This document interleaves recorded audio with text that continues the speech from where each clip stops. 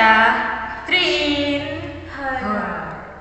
So guys, di video kali ini kita akan membahas tentang salah satu pertanyaan dari Horrorers. Jadi Horrorers ini bertanya, membahas barang-barang atau sesuatu yang itu emang benar nyata atau tidak nyata, yang didapat dari bisikan, mimpi, iya, pertapaan atau ya something like that. iya. Gimana untuk kelanjutannya? Pantengin terus video kita, tetap di Trin Horror.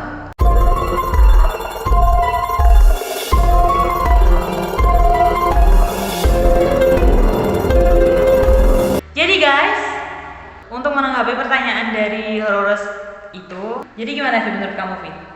Emang bener ya, Vi, kalau untuk mendapatkan hal-hal kayak gitu, kayak something mistis gitu, harus bertapa dulu, atau nggak dapet bisikan goib dulu, atau nggak dapet mimpi dulu, gitu ya, Vi? Atau kamu ada? Anak tilas dulu kah?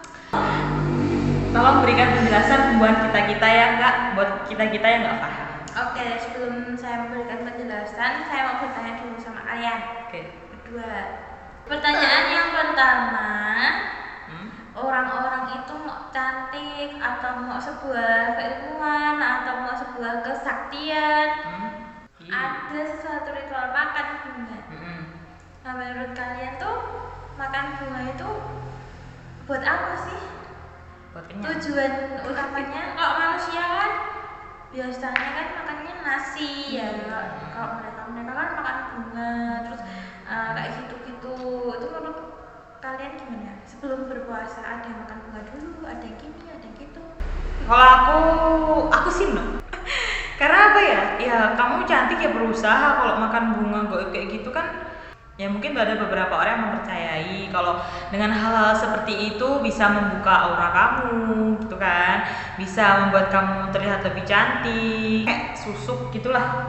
Itu kan katanya kayak membuat orang tampak lebih cantik, ya. Terpancar aura. Nah seperti itu. Tapi kalau kamu nih tanya aku, maksudnya menurut pendapat kamu, menurut pendapat aku gimana gitu? Yaps. Menurut pendapat aku, kalau aku sih, aku gimana ya? Ya mungkin percaya nggak percaya ya. Cuma kalau misalnya ya percaya, tapi itu kan hal buruk. Maksudnya nggak tahu kamu nih. Nggak akan bertahan lama gitu loh maksudnya. Aku blank loh bahasa kayak gitu. Nggak tahu soalnya. Terus menurut kamu gimana? Cantik karena makan bunga, aneh aja. Ya sebuah cantik, terus mau keilmuan apa, syaratnya pakai bunga, makan bunga, itu harus berendam di air bunga. Itu menurut kalian gimana sih? Kalau Putri tadi enggak gimana, enggak juga enggak tahu ya, belum valid deh. Enggak tahu aku maksudnya. Aku nggak tahu, tolong jelaskan kalau Anissa gimana? Aku sih mungkin karena itunya mintanya kayak gitu. Itunya apa lagi? Itu yang enggak itu. Ya kalau buat aku sendiri sih enggak ya. Kalau buat cantik terus makan bunga, tapi kalau memang orangnya ingin melakukan seperti itu dan dengan persyaratannya harus makan bunga, harus.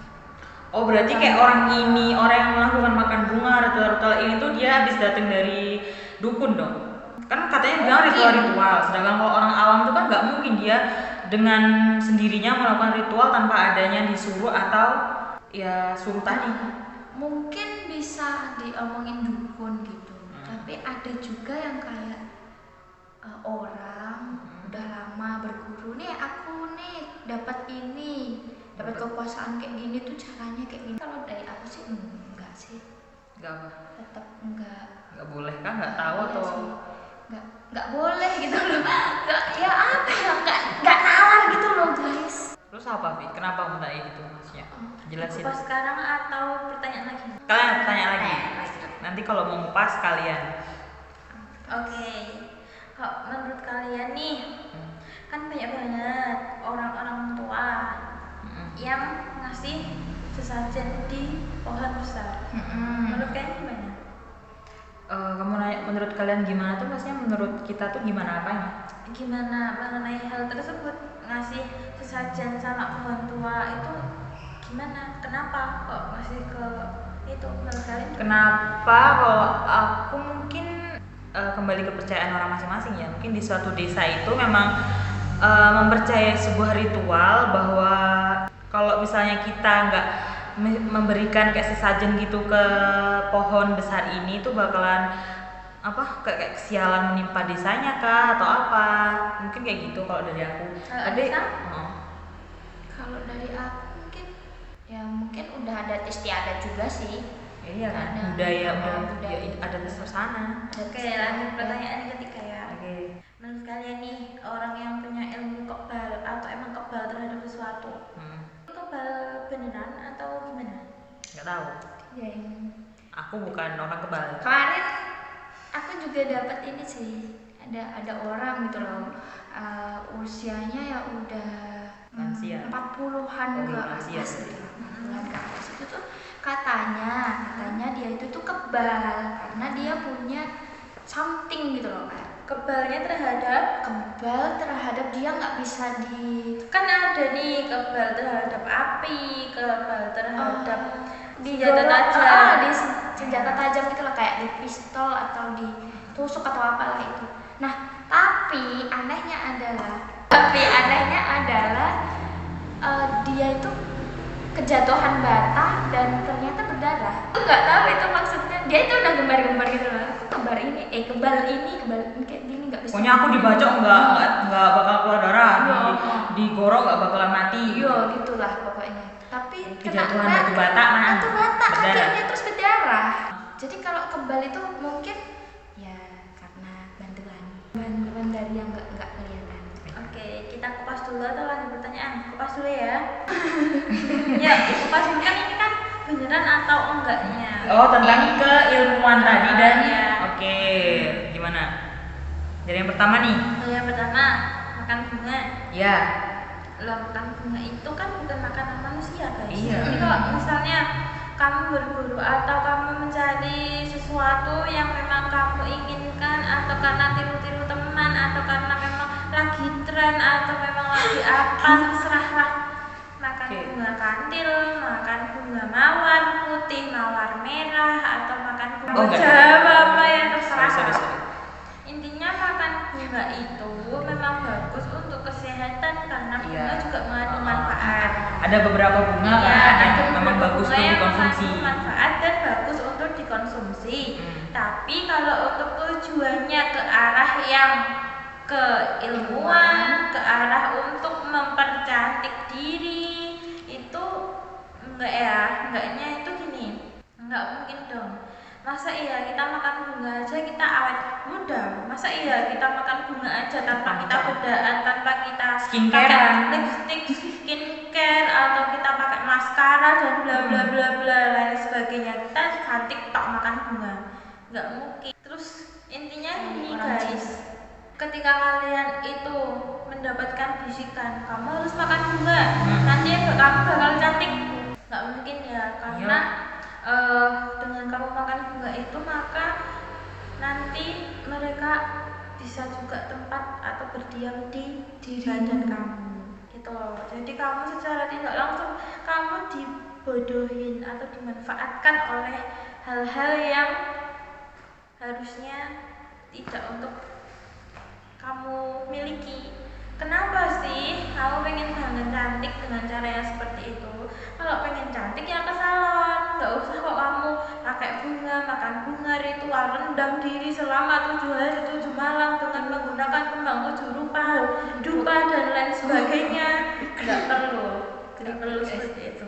Karena itu merupakan hal yang kalau dipikir dengan logis pun itu nggak bermanfaat juga, malah mengundang sosok-sosok yang memang mereka itu negatif. Kamu mengundang mereka dengan bunga, dupa, menyan, mandi bunga dan lain sebagainya, sampai memang kamu harus memakai ini dan lain sebagainya, ritual ini, menggunakan ini itu enggak ya, apalagi pakai minyak yang harganya 7 juta, 3 juta, 10 juta, enggak ya guys.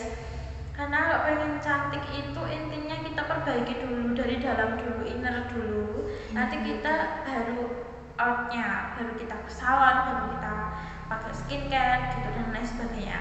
Kalau itu jawabannya tepat ya.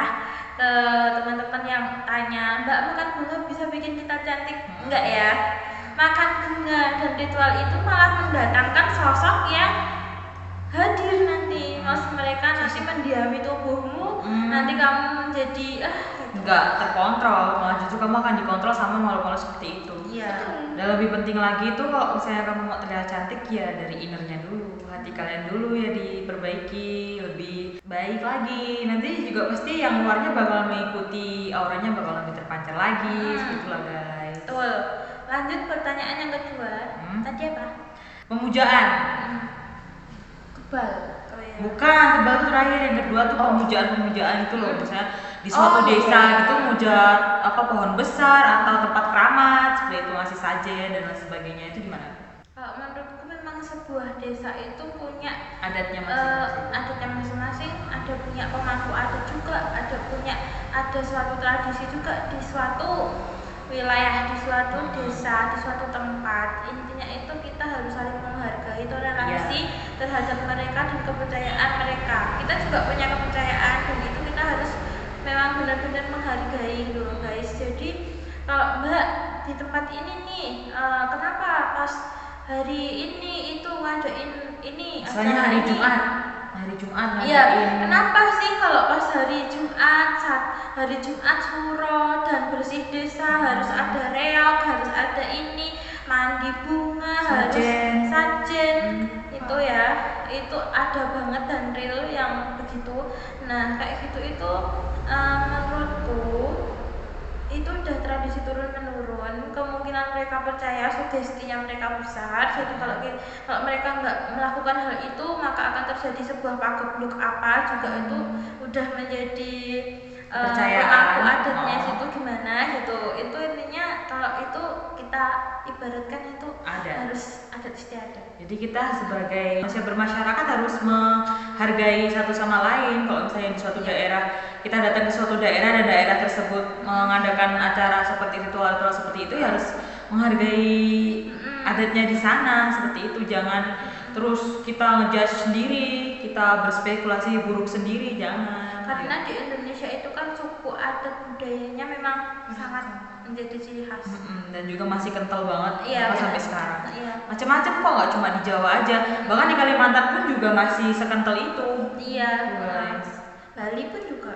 Bali, Kalimantan, terus di Sumatera pun juga masih ada. Jadi kita harus menghargai satu sama lain, menghargai tradisi dari setiap budaya satu sama lain gitu. Oke, lanjut. Yang ketiga, ilmu kekebalan. Oke. Ada yang tanya nih, Mbak, ilmu kekebalan itu ada nggak sih?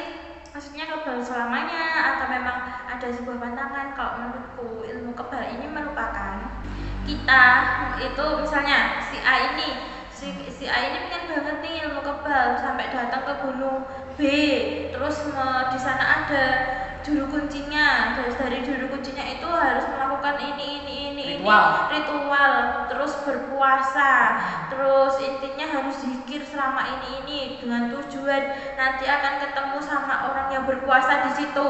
Nah habis itu nanti setelah ketemu bakal ada ditemuin sama ini, terus nanti habis itu dikasih ilmu sama si ini tadi yang kedua. Iya, benar. Terus habis itu nanti kebal. Terus kan dicoba. Oh iya nih kebal, nggak mempan nih, diekek-ekek nggak mempan. Ekek apa ya? Ya dilukain pakai senjata aja nggak mempan. Intinya diekek-ekek nggak mempan kan. Terus habis itu kenapa sih orang yang punya ilmu kebal ini punya kelemahan di suatu titik tapi kita nggak tahu titiknya apa? Nah sebenarnya guys, orang yang punya ilmu kebal ini nggak semua badannya kebal, semua. Jadi ada beberapa titik di badannya itu yang menjadikan dia itu kelemahannya.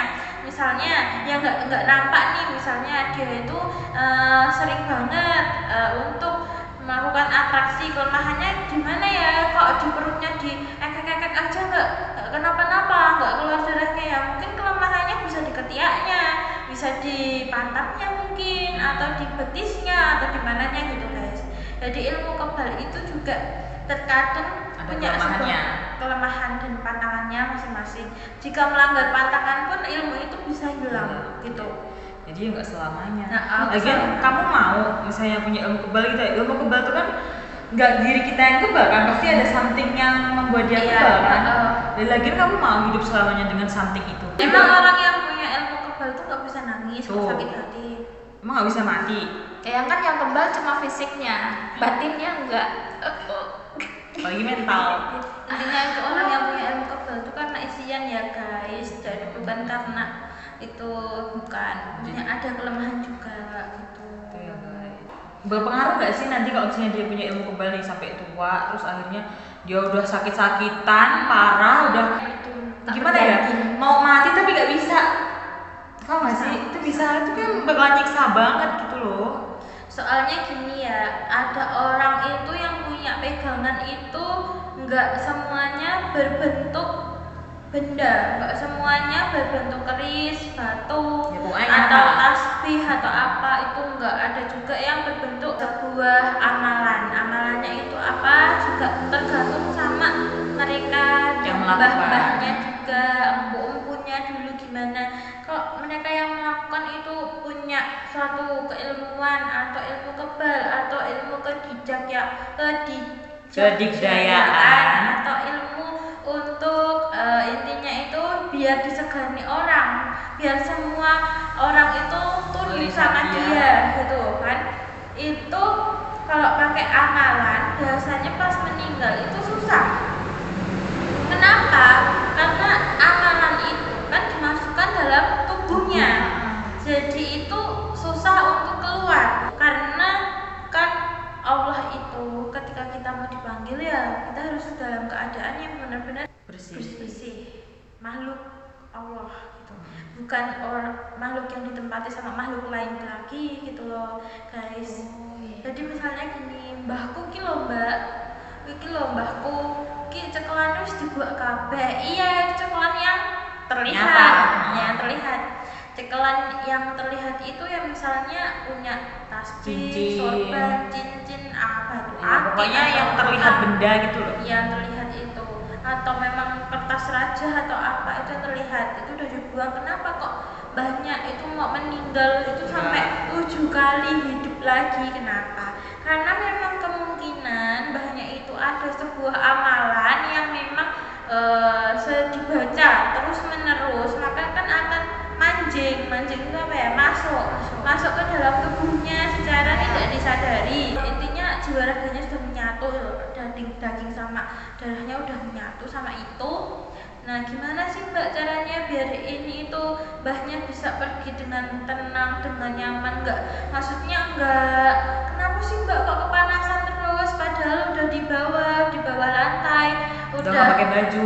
udah nggak pakai baju, udah mandi aja pakai air dingin terus, tapi kok merasa mbahnya ini kepanasan, bahkan harus dikompres pakai air es gini-gini. Ya karena sebuah keilmuan itu memang kalau dilakukan untuk yang hal negatif itu hawanya panas gitu loh. Jadi kalau memang kita punya mbah-mbah atau punya yang seperti itu, dikeluarkan dulu ilmunya, dikeluarkan dulu dari dalam tubuhnya, maka nanti akan mempermudah malaikat untuk Israel ya cabut nyawanya. itu nyata guys. Jadi nggak kita gimana tapi memang benar harus dilebur dulu apa itu yang udah dipelajari. Ini nih. Terus caranya membuang atau melepaskan Yang di amalan dalam itu tubuh itu gimana? gimana? Membuang atau melepaskan itu sebenarnya sendiri-sendiri ya, tergantung sama Tergantung keilmuan yang kelemahan sama Oh. keilmuan apa yang pelajari oleh si Nah, orang tua tersebut. kan ada nih ilmu pemikat, ada ilmu untuk kesaktian, ada ilmu untuk yang lain sebagainya, kekuatan untuk macul misalnya. Bae macul orang kesel-kesel sawah 2 hektar misalnya. Nah, itu kan karena punya itu gitu loh, dan mereka udah mancing sama darah sama dagingnya. Jadi itu dibuang dulu, udah dibersihkan, nanti bakal itu gampang gitu. Kalau ini kan orang tuh kan tahu kita kan ada kodam atau yang pegangan tadi sama korin. Iya. Ya kan di Islam pun juga ada kan ya. Dijelaskan bahwa ya memang Allah itu meniupkan ruh ke dalam kandungan ibu juga ada di dalam ada pendampingnya gitu. Nah, pendamping itu pun juga nggak masuk ke tubuh kan? Enggak. Dia selalu mengikuti di belakangnya ataupun Iya. di sampingnya gitu. Nah itu maksudnya bedanya gimana antara korin sama kodamnya dan cara kita buat kenalin korin kita sendiri itu gimana? Tahu nggak? Kalau orang itu dengan ambisi yang misalnya nih pengen punya kekuatan, pengen punya ini, biasanya itu malah nggak mikir ke korin, Iya. tapi dia itu mikir bagaimana caranya mendapatkan kodam yang dia inginkan. Kodam itu jin yang dia inginkan, parewangan yang dia inginkan untuk mendapatkan hal yang emang mereka itu menjadi tujuannya gitu loh. Sama Tapi kayak kan keilmuan tadi nggak sih? Iya. Kalau korin itu malah dikesampingkan. Jadi kok korin itu kan cuma kayak yang menyerupai kita, tapi dalam wujud nggak bisa dilihat oleh mata manusia yang biasa gitu. Jadi itu bedanya itu kalau korin itu kan tergantung sama pribadi kita.